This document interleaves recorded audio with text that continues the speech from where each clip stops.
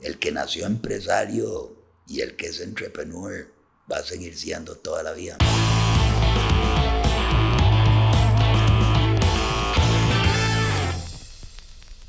Bueno, Francis, muchísimas gracias por atenderme hoy. Ahí, como le decía, después de la conversación con don Javier, quedó muchas ganas, tanto en la audiencia como de mi parte, de poder entender esos procesos empresariales grandes que han ocurrido en Costa Rica. Y, por supuesto, creo que Durman Esquivel y ahora Grupo Montecristo son dos grandes ejemplos de emprendedorismo en Costa Rica. Entonces, no faltaba además a poder hablar con usted.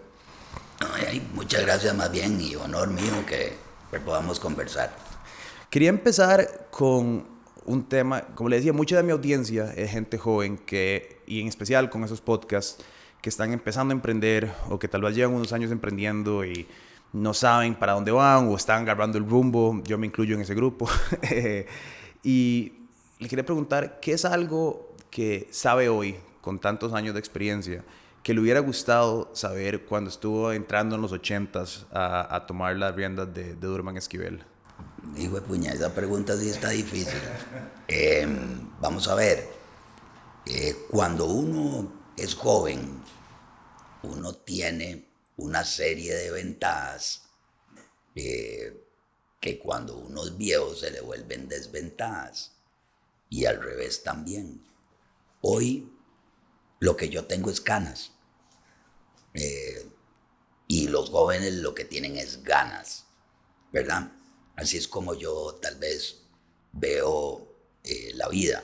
Y entonces, hoy con canas, ¿verdad? Y con la experiencia que le dio la vida a uno, lo hace revisar y ver temas de cómo uno los vivió.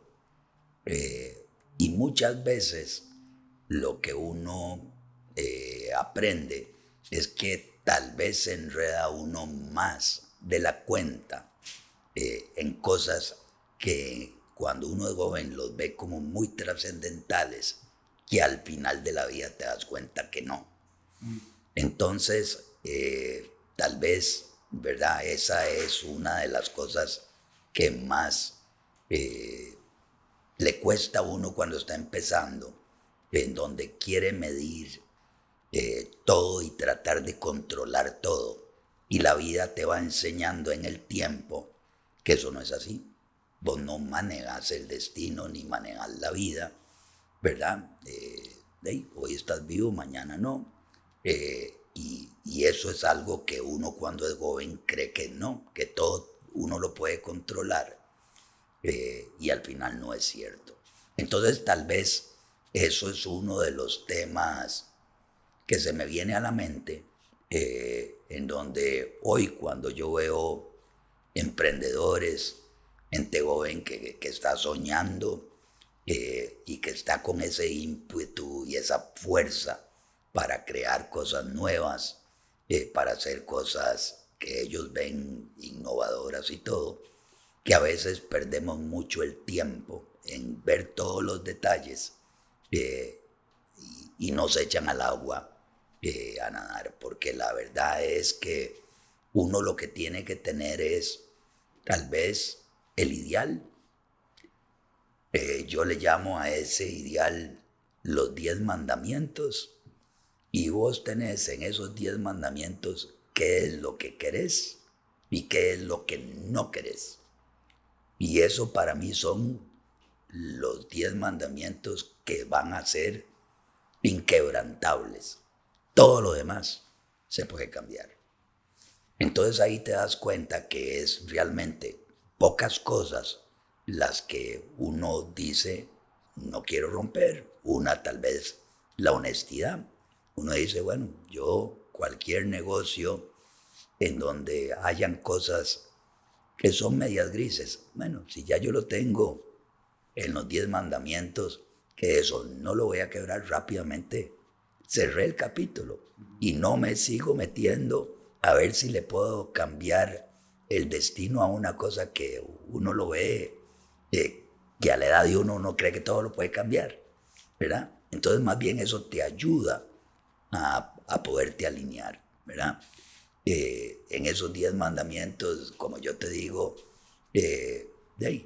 En el momento que entré a Durman, por ejemplo, que era una compañía que estaba solo en Costa Rica, entonces yo me sentaba con mi papá a conversar.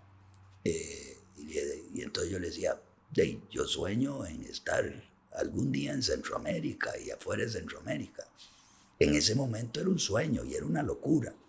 Veníamos digamos, de la crisis de los 80, en donde todos los ticos estábamos quebrados, con una condición en el país muy difícil.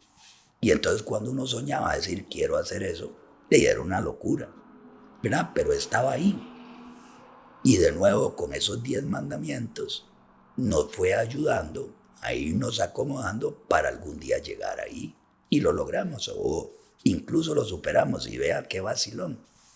Porque entonces yo con mi papá me volvía gay. Digamos, todos los viernes, bueno, trabajábamos juntos y toda la cosa. Pero entonces en la noche tirándonos un trago, ¿verdad? Entonces yo le decía, papi, ¿te acordás cuando decíamos que queríamos estar en la... Y mira, ya no solo estamos en Centroamérica, ahora estamos en Dominicana, estamos en Colombia, estamos en México. ¿Te lo imaginabas? Y entonces me decía, no. Y le digo, bueno, yo tampoco. O sea, teníamos el sueño, ¿verdad? Y el cómo se iba dibujando, el destino te lo iba diciendo, ¿verdad? Si primero Nicaragua o primero México, si primero Colombia o no entrar, ¿verdad? Esas son las cosas que en el tiempo uno va acomodando. Sí, y esa parte de dibujar el sueño es interesante. Creo, el otro día estaba escuchando a un podcast donde alguien decía como es más fácil saber qué no le gusta a uno que qué le gusta, ¿verdad? Uno sabe muy bien, a mí no me gusta comer esto, entonces un menú de fijo no me voy a pedir este plato. Creo que es un poco eso, ¿verdad? Si uno sabe qué no está dispuesto a hacer, es más fácil empezar a dibujar una ruta donde uno dice, ok, voy a estar más dispuesto a hacer esto, pero aquí están mis nodos y tener ese norte muy claro y muy dibujado. Quería preguntar, empezando ya ahora sí volviendo un poquito para atrás, Durman Esquivel, hoy lo conocemos como esta empresa trascendental en la construcción de Costa Rica, PVC, pero eso fue después de muchos años. ¿Por qué en un inicio, y después es un poco historia familiar y un poco historia de la construcción de la empresa, por qué deciden entrar ahí? ¿Cómo se da eso? Porque digo, hoy parece obvio, como sí, claro, esto es lo que hacen, pero, ¿verdad? ¿Cómo empiezan a dibujar esa ruta? A ver, ese fue mi papá, eso no me tocó a mí, y él era el emprendedor por definición más grande que yo he visto en mi vida, ¿verdad? Y el tema se viene a finales de los 50, principios de los 60, cuando se crea el mercado común centroamericano.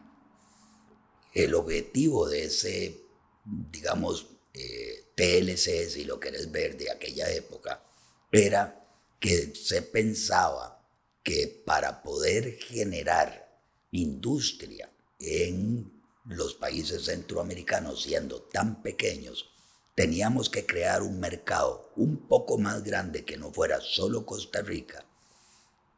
Y para hacer eso, entonces los gobiernos se pusieron de acuerdo y dijeron, ok, creamos el mercado común centroamericano, se le dan unos incentivos a los empresarios o emprendedores que quieran poner industria en cualquier país centroamericano y les vamos a dar unas salvaguardas para que puedan arrancar el negocio, hacerlo crecer y ya cuando tenga cierto tamaño, ahora sí, ya poder competir en el mercado mundial y no solo el centroamericano. El centroamericano estaba protegido y entonces ese era digamos, el famoso contrato industrial que le daban a uno, que si el gobierno te aprobaba, entonces inmediatamente la importación del producto, en el caso de nosotros el tubo, entonces pagaba un impuesto de forma tal que nos diera el tiempo de poder nosotros montar las industrias, generar las eficiencias y entonces después poder competir. Y así es la razón por la cual se crea el mercado común centroamericano. Entonces mi papá, siendo un emprendedor, vio la oportunidad, se fue con el apoyo de mi abuelo materno, consiguieron un crédito, trajeron una primer máquina y ahí arrancó, ¿verdad? Y así fue. Afortunadamente lo hizo bien, logró no solo consolidar el país, sino con el mercado común centroamericano. Entonces vendíamos desde aquí, fabricando solo aquí, vendíamos la tubería y los accesorios en toda la región. Y así es como arranca. Pero, de nuevo, fue un incentivo que dieron los gobiernos centroamericanos para poder pasar las economías de los países centroamericanos de únicamente ser agrícolas, economías agrícolas, a tener otro tipo de negocios que fue la industria y también el comercio. Qué bonito cuando el gobierno colabora, ¿verdad? Quería preguntarle, cuando usted está creciendo en una empresa familiar, ¿qué tanto se le empieza a fomentar a usted y a su familia la idea de, ok, ¿verdad? Tal vez vos vas a venir a la empresa, o en algún momento pensó como, no, esto no es lo mío? A mí me pasó, digamos, con la empresa familiar de nosotros, que muy temprano yo empecé como, me gusta, pero pucha, no sé si lo mío son las pastas, ¿sabes? No sé cuál fue su Pues no experiencia. parece porque estás muy flaco, ¿verdad? En la casa, bueno, así crecimos comiendo mucha pasta. Pero sí, no sé cómo fue la experiencia de usted creciendo con su papá en la casa. Me imagino, obviamente, una gran tutoría, ¿verdad? Y ser un gran persona de ejemplo, pero no sé si siempre supo que yo quiero entrar a trabajar en eso. No estoy tan claro. Vamos a ver, yo creo que cuando uno es joven, tiene sueños, muchos sueños, y de nuevo, ¿verdad? Uno quiere conquistar el mundo a su manera. Pero la vida también te va llevando a ciertas realidades que entonces se le van cerrando algunas puertas y abriendo algunas otras. Tal vez lo que yo puedo decir es que la tradición en América, en el mundo, creo también, o sea, es que si uno tiene un negocio familiar, pues de alguna manera tiene que estar involucrado, y entre más atrás se va uno en las generaciones, esa vinculación era como más obligatoria, vamos a ponerlo así, ¿verdad? Hace 3 o 4 generaciones los agricultores no podían pensar más que los hijos siguieran en el negocio y no podían concebir que se metieran en otras cosas. Y en el tiempo creo que eso ha venido cambiando, ¿verdad? Hoy ya es mucho más abierto que todo el mundo haga lo que quiera. Pero en mi caso particular, nuestro papá y nuestra mamá siempre nos dijo, ustedes hagan lo que quieran, pero háganlo bien. ¿En qué podemos ayudar para que ustedes logren lo que quieran? Y aquí vamos a estar para apoyar. Sin embargo, todavía en nuestra época siempre resonaba mucho que uno tenía que seguir los pasos de los padres, y poder ver a Javier, y así como Javier, hay muchas otras negocios familiares que nos tocó hacer ese tipo de cosas.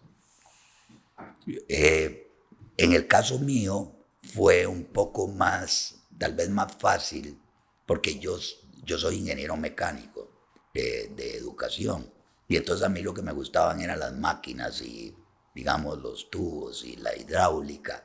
Entonces, como que desde muy pequeño me fui involucrando indirectamente en el negocio, pero en la parte ingenieril. La ironía de la vida es que uno entra a las empresas, ve yo como ingeniero y terminé siendo administrador, ¿verdad? Eso es lo que tal vez a uno le hace el gran cambio en la vida, ¿verdad? Y yo le decía a mi papá, papi, pero si yo estudié para ser ingeniero, yo quiero estar en la planta. Y él me decía, sí, Parandis, pero es que te necesito ahora aquí. Entonces ahí sí fue un poquito, tal vez forzado ya en ese momento, ¿verdad? Pero ya de un tema natural, pues entramos a apoyar, y bueno, el resto es historia.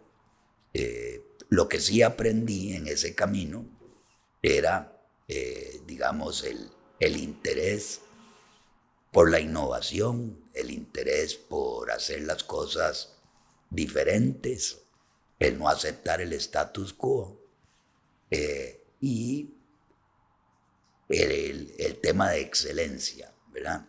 Si uno logra tener un negocio de excelente calidad, siempre, ¿verdad?, le va a ir bien, innovando. Entonces, eso sí lo tenemos dentro del ADN, en el grupo de toda la vida, producto, digamos, de mi papá, el fundador, y mi mamá, que por necesidad en su momento tenían que ser innovadores, y eso no lo debo metido en el ADN. Ese reto de pasar de operador a administrador o, ¿verdad?, de operador a ejecutivo, creo que es algo que pasa en muchos negocios cuando uno empieza a delegar y empieza a aprender. Bueno, entonces ya tal vez no soy a mí me pasó, no soy el que edito, entonces contrato un editor, pero a mí me gusta la edición puesta de esta manera, y después ya suelto el guión y suelto la cámara y casi que la razón por la que uno empezó a hacer las cosas se empieza a ir un poquito más de lejos, y cada día, y después ese rol se vuelve todavía más grande, me imagino, cuando tenés operaciones en otros países y en otras oficinas. ¿Cómo maneja o empieza a manejar uno esa transición de que sí estoy en la industria que me gusta, pero ahora mi rol es reuniones y números y márgenes, y no tanto cómo vamos a construir esta máquina o dónde se instala el PVC, ¿verdad? Bueno, interesante lo que estás diciendo, y sobre todo para la gente que está en ese proceso en este momento. Y vos lo dijiste en tu caso. Vos arrancaste este negocio por pasión, me imagino yo, que era lo que te gustaba. Y mientras es un negocio relativamente pequeño, tiene dos ventajas. La primera ventaja es, la primera ventaja es que vos sos un todólogo, ¿verdad? Y bien o mal, vos tomás las decisiones desde el color del micrófono hasta lo que querés entrevistar. Cuando empezás a crecer, bueno, y tenés gente a la par con la que todos los días, a la hora del desayuno, el almuerzo y la comida, ¿verdad?, o durante todo el día estás a la par, y todos estamos conversando, y entonces es un negocio, vamos a ponerlo familiar, aunque no seamos hermanos o lo que sea, pero la gente con la que uno trabaja se vuelve familia, y entonces ahí logras controlar todo eso relativamente fácil. Pero ahí viene el segundo reto. Cuando te empieza a ir bien y ya tenés que tener 2 entrevistas a la misma hora, entonces dices, ¿ahora cómo hago? Y entonces dices, muy fácil, traigo a alguien más. Y entonces el negocio te empieza a crecer. Y ahí empieza la parte, se te va muriendo, se te va apagando la parte pasional de lo que te encanta hacer, y ya te empezás a meter en un negocio de estructuración, de cómo hacer esto eficiente. Porque de ahí vos querés controlar la entrevista que se está haciendo en esta misma hora, que no vayan a hacerlo de la forma que a vos no te gusta, ¿verdad? Porque la empresa ya tiene una identidad, y entonces vos decís, bueno, ¿y ahora cómo lo hago? De ahí no me queda más que estructurarlo y decir esto, y vamos a hacerlo de esta manera. Y entre más crece, más se complica esa cosa. Entonces, ahí es cuando uno se ve obligado, como entrepreneur, de entrar a algo que le apasiona, ¿verdad?, que es hacer entrevistas, a tener que hacer un cheque o tener que ir a la caja porque hay un clavo que tenés que resolver, o, ¿verdad?, que tenés que ir al banco a pedir un crédito, y eso nadie te lo enseñó, ¿verdad? Nadie te lo enseñó, ninguna universidad ni ningún colegio, ni aquí ni en ningún lugar del mundo. Entonces todos entramos haciendo lo que nos apasiona, y después nos vamos pasando a un mundo que no conocemos. Y empezás a la parte de administrar, ¿verdad?, que es un mundo bien complejo, bien diferente, y que no es por lo que vos empezaste tu negocio, ¿verdad? Pero bueno, esa es la migración natural que le va pasando a los negocios que le van bien, a una idea que le va bien y empieza a crecer. Y ahí es en donde muchos, ¿verdad?, nos complicamos la vida de nuevo para poder seguir ese sueño que es en algún momento, ¿verdad? Como en el caso tuyo, de tener un negocio de medios importante, grande, con todos los sueños que has tenido. Y si lo querés poner en Nicaragua, Panamá, México, bueno, ¿cómo lo replicás? Y esos son los clavos que poco a poco empezás a enfrentar. Pero tiene algo muy bonito, y es que seguís aprendiendo, ¿verdad? Ya ahora no es el negocio de entrevistar, sino ahora es el negocio de administrar y cómo hacerlo.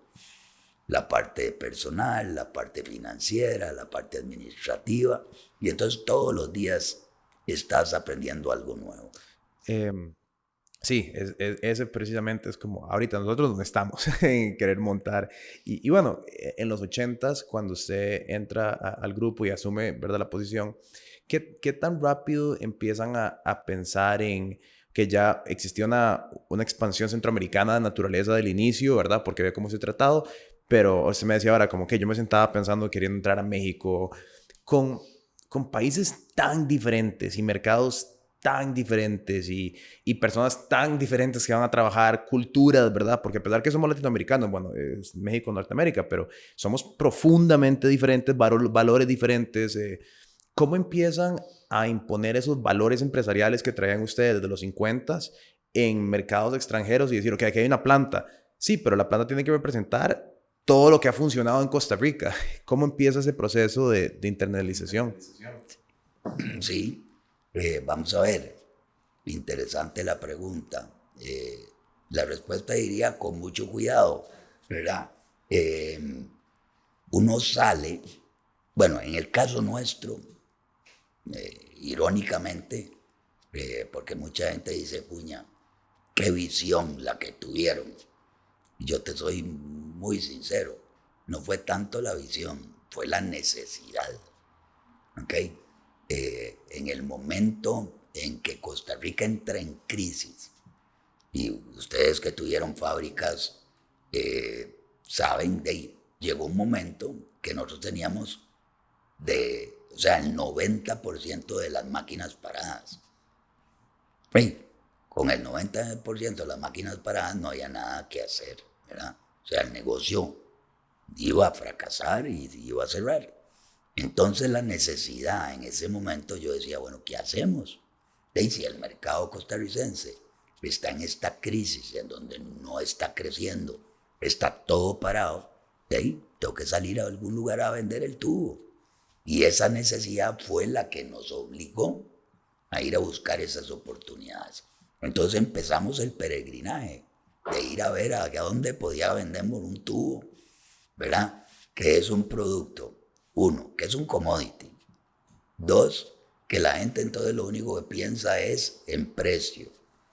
Tres, que lo quieren hoy, no ni ayer ni mañana, hoy lo quiero.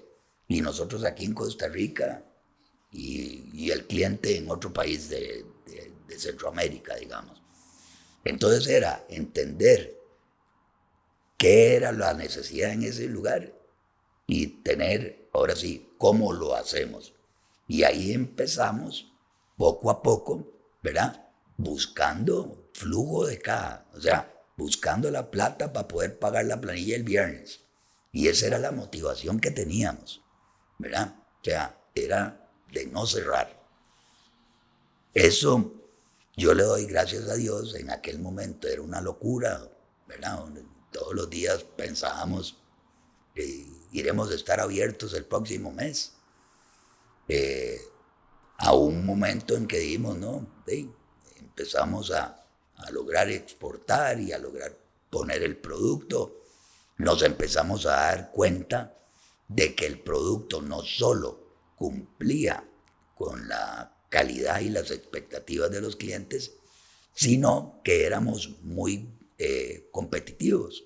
Entonces, de algo que se nos convirtió, o que era una gran necesidad, empezamos a ver una gran oportunidad.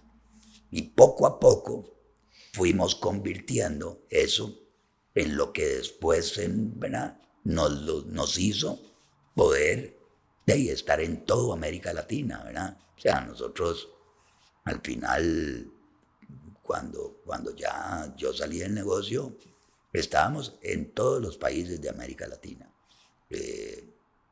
Y lo hicimos buscando esas oportunidades. Y obviamente, de nuevo, el comienzo siempre es el difícil, ya después es ya un poquito más estratégico de ver cómo ir manejando las cosas, pero de nuevo, la necesidad fue la que nos hizo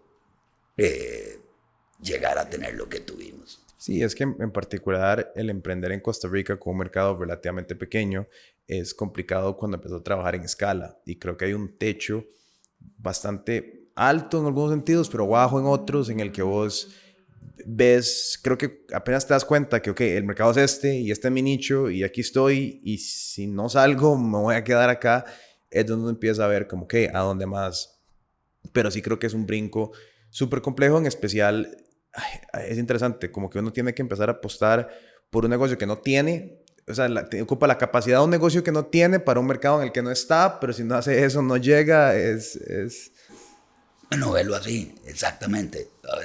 Te pongo el otro porque la necesidad nunca, o sea, los riesgos siempre estuvieron. Lo que pasaba era que iban cambiando. Al principio era, como te dije, una necesidad por flujo de caja para poder pagar la planilla del viernes. Después eso se nos vuelve una oportunidad. Pero entonces decíamos, bueno, ya estamos en Costa Rica, después entramos a Panamá y después a El Salvador. Pero entonces, ¿qué pasaba? A la puchica. Ahora tenemos un competidor muy fuerte que es centroamericano, muchas veces más grande que nosotros. Entonces, de ahí, el riesgo era, puchica, este grandote, si yo no me muevo, me puede complicar la vida. Entonces, esa necesidad nos hizo posicionarnos no solo en esos países, sino en todo Centroamérica.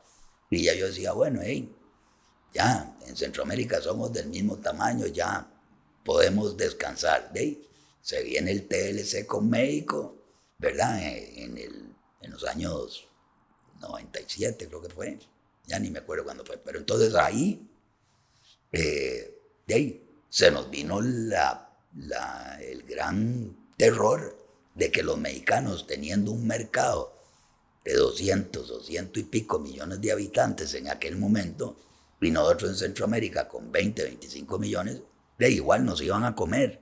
Entonces, ahí fue la decisión de entrar a México. No era porque éramos muy gatos, no. Era porque si no entrábamos y no nos metíamos en el patio de ellos, de ahí, ellos venían aquí y en 2 toques, siendo tan grandes, nos podían complicar la vida, ¿verdad? Y así siguió, ¿verdad? Cuando ya estábamos en México, entonces ya había un jugador latinoamericano en donde nosotros no estábamos en la mitad de los mercados que ellos estaban. Entonces de ahí había que crecer porque si no nos comían. De nuevo, yo sigo creyendo que eso es lo que uno tiene que siempre estar buscando, ¿verdad? No solo las oportunidades, sino a dónde están los riesgos y cómo los ataco, ¿verdad? Y si quiero entrar ahí o no, ¿verdad? Esa es siempre la gran incógnita. El otro día estuve sentado con Iliana Rojas de Intel, y ella me decía que parte de lo que ha diferenciado la operación costarricense ha sido un poco esa competitividad, como ser ultra competitivos. Y bueno, ellos pelean, ¿verdad?, porque no le den el contrato a otro mercado, otro país. Y él habla un poco de cómo se desencadena desde su administración al resto de las personas, y les imparten como que más que hay que morderse todos. Creo que ya es otro lenguaje, pero hay que morderse, porque si no, no soy yo que me despiden, se cierra la operación en la planta en Costa Rica. ¿Cómo se puede cosechar esa competitividad, ¿verdad? A nivel, porque sí, uno como empresario arriba puede estar, ¿verdad? Pero otra vara es explicarle a la gente que está abriendo una planta, ¿verdad? Como que aquí hay que morderse todos y este es un mercado nuevo y va a ser una pulseada. Porque yo creo que algo que pasa mucho es cuando uno se puede empezar a sentir cómodo, y la cosa puede seguir por muchos años cómodamente, y sí, tal vez te quita un pedazo del mercado o eventualmente te compra algo, ¿verdad? Pero poder seguir ahí al margen es cansado y lleva. Y creo que también en Costa Rica en específico no hay muchos ejemplos de muchas empresas que hayan logrado esa expansión más allá de, ok, tenemos este negocio pequeño a donde operamos acá y esto, sino que un negocio que dice, y creo que por muchas razones, por un lado es complicado en Costa Rica, los créditos, el mercado, demás, pero también creo que es porque no hay muchos ejemplos, ¿verdad? Creo que en otros mercados ya lo veo más en Colombia, lo veo más en Brasil. Sí, y de nuevo, cuando vos ves eso, circunscribamos este ejemplo en Centroamérica. ¿Por qué, digamos, los industriales o los agricultores, las familias que tienen negocios en esos países son mucho más grandes, más agresivos y han hecho mucho más que los ticos? De nuevo, la necesidad, ¿verdad? Nosotros siempre hemos tenido un país tranquilo, con paz, no han habido guerras, no han habido secuestros, no han habido dictadores, en todos ellos sí lo han vivido. Y entonces la vida los obligó a salir de sus países, no porque querían, ¿verdad? Y en algún momento eso era algo complicado y a los años se les volvió, digamos, una fortaleza en ellos. Los ticos no tenemos eso. Ahora, lo que sí tenemos hoy, y sobre todo ustedes, la generación de ahora, es que dijiste algo que es muy cierto. Costa Rica hoy es un mercado en América Latina bien competitivo. Aquí, digamos, hey, lo vemos con el salario mínimo, es el salario más alto de toda América Latina. Entonces, ¿cómo competís en cualquier mercado cuando tenés energía cara y tenés mano de obra cara? Hay que ser productivo. Y entonces te obliga a hacer cosas muy diferentes y a ser muy innovador, porque si no te morís. Entonces, hoy ustedes, en todos los ámbitos del país, de la economía, yo veo esa gran competitividad. Y eso es una de las grandes fortalezas que tienen todos los muchachos hoy. Porque cuando salgan a ver cómo es el mercado en otros países, lo van a ver más sencillo. Y entonces ahí tienen esa fortaleza que tenemos que, con cabeza fría, que desarrollar en cada uno de los lugares que queramos ir. Pero eso es una de las cosas buenas que tienen todos ustedes en esta generación, que en la época de nosotros no fue así. Eso cambió en estos últimos 30 años. Y la otra cosa que también te iba a decir es la siguiente. Y uno siempre, en algún de esos seminarios y cosas que iba uno, y entonces uno iba a aprender cómo hago ser mejor, cómo hago para no que mi negocio no muera. Y había un profesor que decía, vean, ¿saben cuándo es el punto de inflexión que hizo que esta compañía que murió hizo que se viniera pa'l carajo? Y todo el mundo empieza va con sus teorías y cosas, y el carajo se vuelve y dice, no, vea, qué fácil. Las compañías que creen que ya llegaron a la cima, después ahí dejan de empujar, porque ya llegaron al sueño, ya llegaron a ser el número uno, ya llegaron, entonces ya dejan de empujar. Y ahí entran en un momento de confort, en donde un competidor que viene con más hambre, ¿verdad? Él dice, no, el final de mi montaña es más arriba que el suyo. Y ese carajo te come, ¿verdad? Entonces el principio del fin de una empresa es cuando uno cree que ya llegó al final, ¿verdad? Entonces nunca, ese es el otro, tal vez consejo, nunca acepten haber llegado al final. Cuando estés llegando, póngase una meta más alta y no pare de crecer, ¿verdad? Porque eso te lleva al fracaso. El estar constantemente buscando un nuevo norte y empujando es creo que puede empezar a consumirlo uno en el negocio y en el emprendimiento, y a veces uno se le olvida que la vida también pasa, ¿verdad? Y pasan un montón de circunstancias y un montón de retos y cosas bonitas, matrimonios, hijos, cosas duras. ¿Cómo ha sido ese balance en su vida de entender esto es la empresa, esto es la vida y los retos que han venido por un lado y el otro compensarlos con una cosa y la otra? No me puña, vea, ojalá que mi mujer no vea esto, ¿verdad? Porque sí, parte de las cosas de buscar ese balance en la vida es complicado y fue complicado en el caso nuestro. ¿Por qué? Por esa necesidad y esa responsabilidad que tiene uno como gerente de una empresa, que nunca se me olvida lo que mi papá me decía, es, mira Francis, es que aquí estamos trabajando para darle comer a estas 300, 3000, las personas que sean. Y no podés quedarles mal, ¿verdad? Y entonces eso siempre le resuena a uno. Y a veces eso hace que por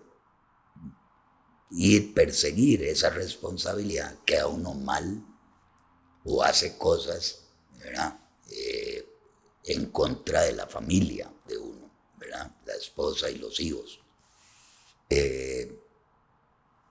Y bueno, eso es parte del balance que hay que tratar de tener. En nuestra época fue mucho más difícil. Creo que las generaciones de ustedes hoy eso lo tienen mucho más claro de cómo lo teníamos nosotros. Y ese balance de la vida familiar, de la vida profesional, de la persona, ser humano de uno, ustedes están mucho mejor preparados de que lo tuvimos nosotros. Nosotros sí cometimos mucho más errores en ese lado y creo que cuando algo tenía que sufrir, creo que cometimos más errores hacia la familia que hacia la empresa, ¿verdad? Y entonces si aquí estuviera mi mujer le estuviera diciendo, sí, él tiene razón, ¿verdad? Y bueno, ese es mi pecado. La empresa continúa y tiene varios giros. Entran a México en los 90, 2000 y luego en el 2006 entra, o antes tal vez, al Axis, ¿verdad? Y cambia un poco la dimensión y bueno, pasa un par de años y luego viene la etapa de Grupo Montecristo. Me imagino que esos fueron años después de cierto entender cómo iba la empresa, que viene un cambio enorme, ¿verdad? Decir, ok, primero vamos a este conglomerado gigante y ver cómo manejar ese reto y luego ya a partir de esto y empezar este otro capítulo. ¿Cómo fueron esos años? ¿Cómo manejaron esa etapa? De nuevo, digamos, en el momento en el que nosotros, en el 2006, 2005, nosotros ya estábamos presentes en todo, prácticamente en toda Latinoamérica. Nos faltaba Ecuador, Argentina y Brasil. Brasil siendo la economía más grande de toda América Latina, ¿verdad? Números fáciles, Brasil es como la mitad en aquel momento de toda América Latina. Entonces, a nivel latinoamericano teníamos un negocio o un negocio en donde no estábamos en la mitad del mercado. Y teníamos dos competidores que sí estaban ahí. Entonces, ahí teníamos ese riesgo, esa gran desventaja y teníamos que solucionar ese tema. Y entre Brasil, Argentina y todo eso, las inversiones ya eran muy, muy grandes. La apuesta era tan grande, ¿verdad?, que cuando nos sentábamos y decíamos, bueno, si la pegamos, la sacamos del estadio. Pero si no la pegamos, perdemos todo lo que hemos hecho por 50 años. Entonces era una decisión estratégica bien complicada. Y ahí teníamos varias alternativas, ¿verdad? Vender, esa era una. La segunda, pelearla. Y entonces el pelearla era buscar la forma de conseguir muchos millones de dólares para poder entrar a esos mercados, y eso lo podíamos hacer o con deuda o con un aliado estratégico o buscando ese tipo de cosas. Entonces empecé en esa tarea para ver cuál era la mejor opción para la familia y para los inversionistas. Y entonces logramos encontrar a la compañía número 1 del mundo en este negocio, que de pura casualidad no estaba presente, estaba en todo el mundo, pero en los países en que nosotros estábamos o eran muy, muy, muy débiles o no estaban del todo. Entonces ahí, ¿verdad?, se juntó el hambre con las ganas de comer. Ellos, una compañía de hoy deben de tener, o sea, compañía familiar todavía, 150 años digamos, de industriales. Entonces te puedes imaginar la clase de grupo en donde tenían fondos, ¿verdad?, muchas veces mayores que los que nosotros teníamos, y entonces ahí nos sentamos y dijimos, vamos juntos. Y la pregunta fue interesante porque el CEO de la compañía me dice, Francis, ¿y ustedes qué quieren hacer? Entonces yo le dije, vean, yo no quiero vender, yo creo en el negocio que estoy desarrollando y estoy dispuesto a que lo hagamos juntos. Me dice, entonces usted no quiere que yo le dé plata a usted. Le digo, no, yo lo que quiero es que esa plata la meta en la sociedad nuestra para que podamos entrar a esos mercados. Y entonces me dice, eso es exactamente lo que yo quiero. Me dice, porque ustedes conocen el mercado mucho mejor que lo que lo conocemos nosotros. Y así fue como lo hicimos. Y entonces con esa, digamos, joint venture que hicimos, logramos tener el cash para poder entrar a esos países y poder entonces defender lo que nosotros teníamos en el resto de América Latina, porque ya podíamos competir, ahora sí, de tú a tú con los otros dos jugadores que eran también muy, muy importantes, muy grandes, ¿verdad? Entonces de esa manera logramos nosotros blindar nuestra inversión original y abrir una posibilidad para seguir creciendo. ¿Cómo cambian esas decisiones de la naturaleza del negocio y también de cómo piensa uno de las cosas, verdad? Yo creo que en estos momentos donde hay muchas posibilidades, no muchas, algunas posibilidades de dónde se puede ir uno, creo que tal vez es donde ocurre la mayor cantidad de tensión y tal vez es donde una mala decisión o, ¿verdad?, una decisión que tal vez por otro lado pudo haber significado un giro completo de negocio o el fallo de la empresa, o, ¿verdad? ¿Cómo, para usted, cuál ha sido como esa forma de saber, es una palabra muy fuerte, pero de sentir que está tomando la decisión correcta en esas grandes intersecciones de la vida? Interesante, buena pregunta. Y la respuesta es la siguiente.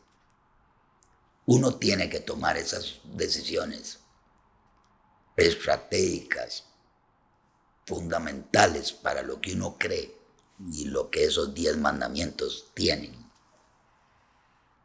con cabeza fría y con un poco de miedo.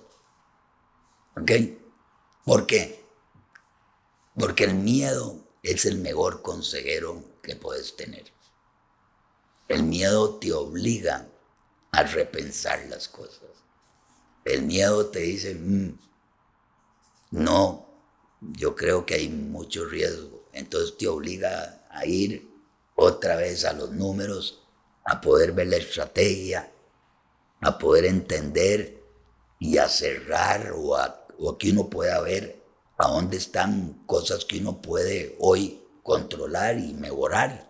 Y en esa iteración logras tomar una mejor decisión. Nunca vas a tener la mejor decisión, siempre va a haber un riesgo y siempre cuando ves para atrás puedes decir, mira, si lo hubiera hecho de esta manera me hubiera ido mejor, ¿verdad? Porque esa es la vida, ¿verdad? Y te vas a equivocar en el tiempo también. Entonces por eso es que yo creo que el miedo es un buen consejero y sobre todo cuando uno está en puestos altos, digamos un CEO que tiene que darle una recomendación a la junta directiva o a los socios, y tenés que estar bien convencido y tenés que ser bien contundente en la, digamos, presentación que estás haciendo para convencer o para convencerse a uno mismo, ¿verdad? Y entonces, sí, siempre ahí hay algo de miedo y como te digo, creo que es un consejero a siempre oír. Sí, qué buena forma de ponerlo, porque sí, creo que ese, si uno, yo siempre he pensado que si uno va demasiado confiado, ¿verdad? Demasiado seguro de algo, o si uno escucha a alguien hablar como, sí, es que o se empieza a creer doña toda con las decisiones que toma, casi siempre puede haber algún ejemplo, pero casi siempre es algo que no va a salir muy bien. A mí las experiencias que he tenido cuando alguien te vende así como esto es la pomada canaria, no es como suave, ¿por dónde va esto, verdad? Exactamente. ¿Y cuántas decisiones has tomado con miedo? O sea, Casi todas. que la gente, exacto, que la gente cree que no, ¿verdad? Dicen, puchi, que es empresario, mira. No, somos seres humanos exactamente iguales todos. Hace 11 años después de esta etapa, se crea el Grupo Montecristo, más o menos en el 2013. ¿Por qué? Eso para mí fue viendo con un poco la historia, el resumen. ¿Por qué seguir con algo nuevo después de un capítulo tan largo, verdad? Como que una vez hubiera pensado como, mira, ya, les fue súper bien, salieron, ¿verdad? Y todo el mundo quedó feliz y contento y ahora, ¿verdad? En lugar es, no, sigamos emprendiendo, sigamos buscando y diversifiquemos, busquemos otras industrias a donde entrar. ¿Qué les dio ese ímpetu por continuar en el mundo del emprendimiento? Dos cosas, tal vez. La primera es que el rol de un empresario en la sociedad es generar riqueza. Y entonces yo soy de los que creo que si Diosito lo trajo a uno y le dio esa oportunidad y lograste hacer algo bien, no puedes parar, porque el rol que tenés en la sociedad tienes que seguirlo haciendo. Y entonces me parece que nosotros los empresarios, eso es lo que tenemos, ¿verdad? Esa responsabilidad la tenemos como ciudadanos y sobre todo, digamos, cuando uno le fue bien, ¿verdad? O sea, es una forma de poder pagar de vuelta, sí, producto del esfuerzo y todo que uno hizo, que el grupo de gente hizo, pero bueno, no fue bien, entonces ahora hay que seguir haciendo empresa para que más gente pueda estudiar y pueda, ¿verdad? Ser personas de bien y vivir bien, porque ese es nuestro rol. Ese es tal vez el primero. Y el segundo es, mae, muy aburrido, ¿verdad? Sí, está bien, hiciste una platilla y vos decís, bueno, con esa platilla puedo ya vivir tranquilo y rascarme en la panza. Sí, pero es que el que nació empresario y el que es entrepreneur va a seguir siendo toda la vida. Mi papá de 93 años, ayer o antier estaba con mi mujer riéndome, porque llegué y le dije, mira, ¿por qué no hacemos con esta cosa? Era una tontera en el jardín, mira, me están saliendo muchas palmeras de ahí, hagamos un almácigo y lo vendemos. Y entonces se muere de risa mi mujer y me decía, a veces que estás igualito a tu papá. O sea, mi papá a los 93 años todavía pensaba, ¿verdad? Así. Y entonces él seguía, es que, ¿verdad? Aquí hay una oportunidad, hay que tomarla. O sea, si vino, dele viaje. Y eso le pasa a todos los empresarios. No es la plata lo que lo mueve, ya es la pasión por hacer y por desarrollar y por emprender, que es la verdad que es muy bonito. Hey, Sí, sí algo sí me imaginé que era malas ganas de hacer, que cuando se forma el holding de Montecristo, ustedes no se quedan en la industria en la que estaban, sino que buscan entrar en un montón de diferentes segmentos y sectores.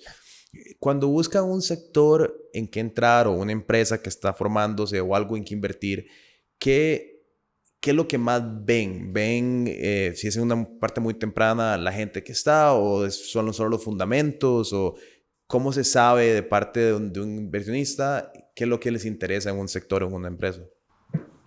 La oportunidad de crear algo en donde ves que podés crecer, generar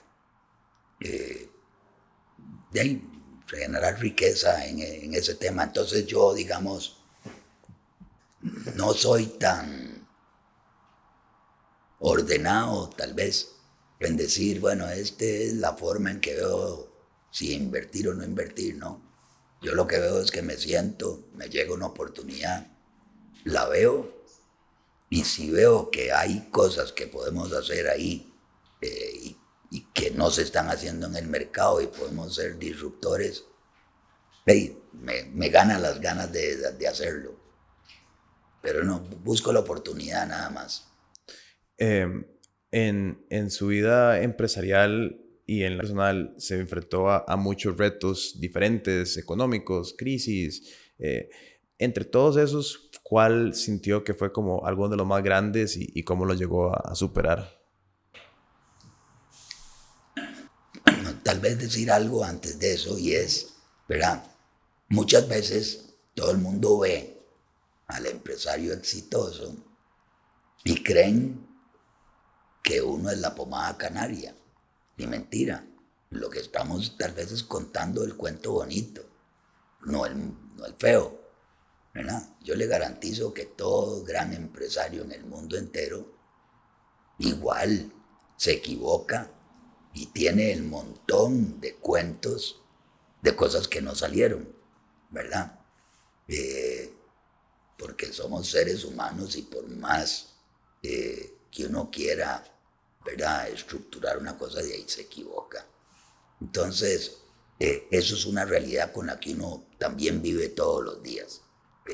Y eso lo digo para que la gente que nos está oyendo a rato no se achante, ¿verdad? Porque a veces yo siempre digo que es como ir nadando en el mar y cuando uno quiere respirar, ¡pa!, le cae la ola y entonces no puede respirar, más bien traga agua. Y de estar solo tragando agua llega un momento que dice, no, la verdad que ya mejor me debo de nadar.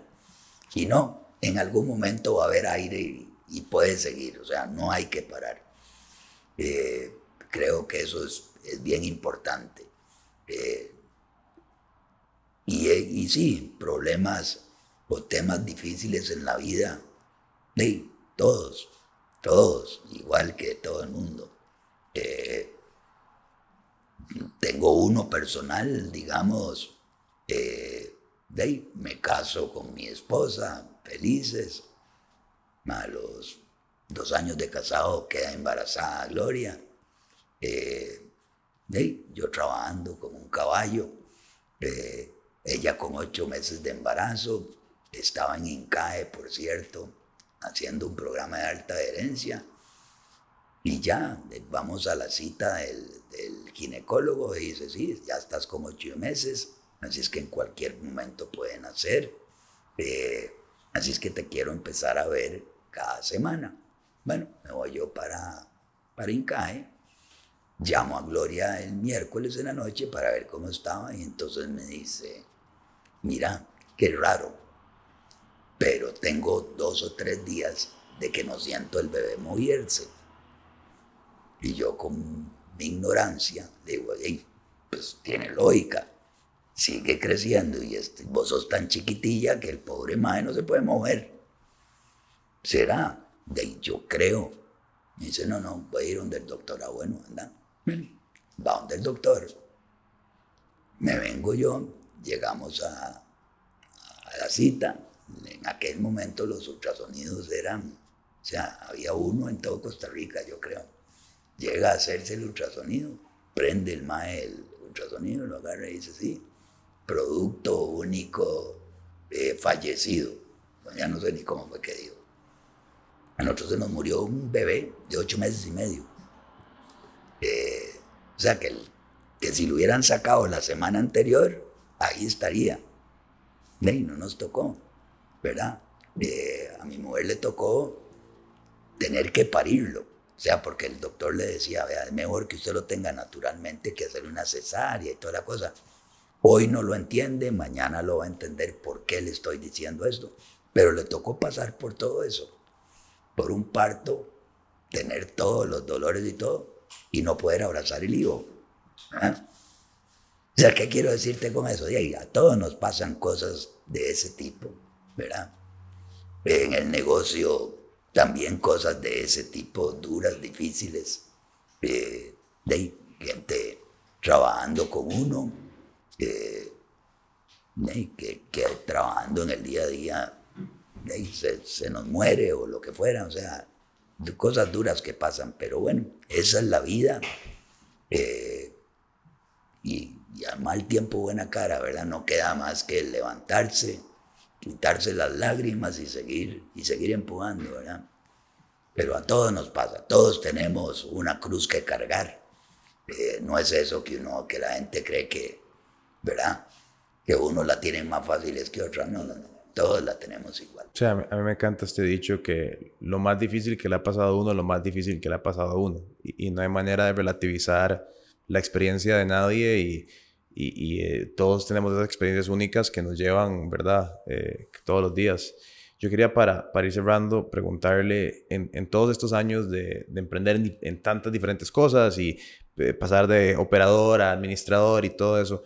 Hoy, cuando se sienta a analizar todas las diferentes partes, ¿qué es lo que lo hace más feliz? ¿Qué es lo que le da la mayor emoción y la mayor alegría? Viera que lo que me da más felicidad ahora es casualmente poder apoyar a mucha gente a emprender.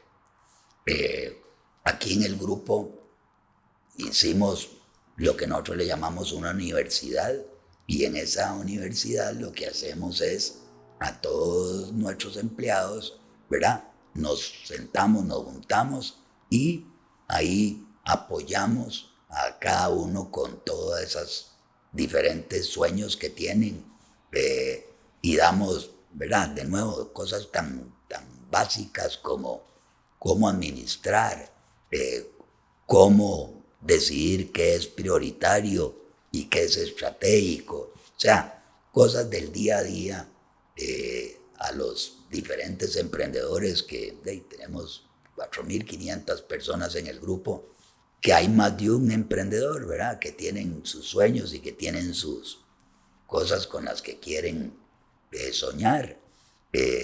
Y me pasa con las mismas hijas.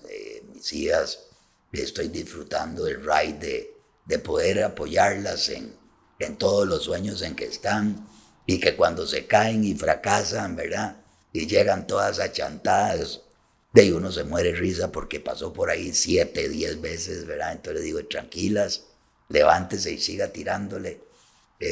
Eso es lo que estoy haciendo más, y impulsando a que los negocios sigan. Muchísimas gracias, don Francis.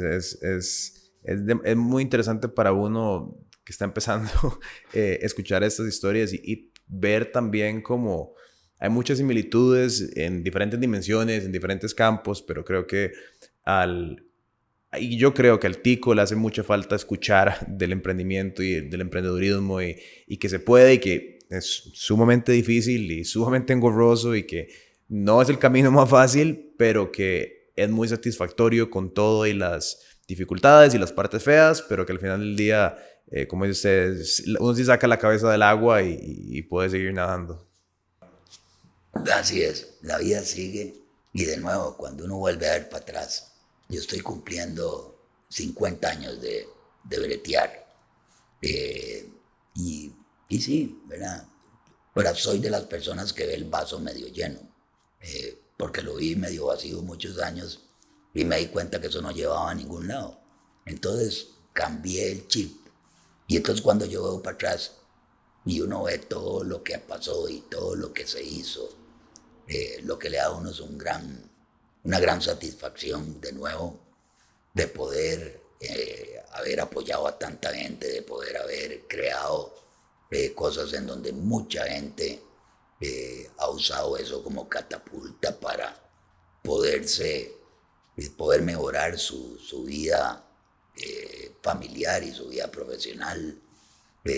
O sea, tengo ticos que trabajaron con nosotros en Durman, de que ahora están regados por el mundo entero.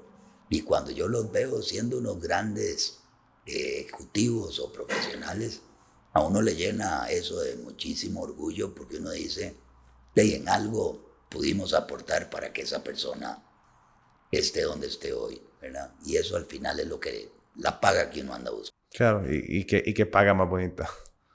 Muchísimas gracias, don Francis, y espero, bueno, ahí si nos dejan comentarios, tal vez en algún momento podamos volver a sentarnos y no, de verdad, muchísimas gracias. No, con mucho gusto y más bien felicitarlo porque tiene un negocio en el que cuando uno anda por ahí, anda hablando, ya el suyo se oye, la gente lo ve, y eso es, ¿verdad?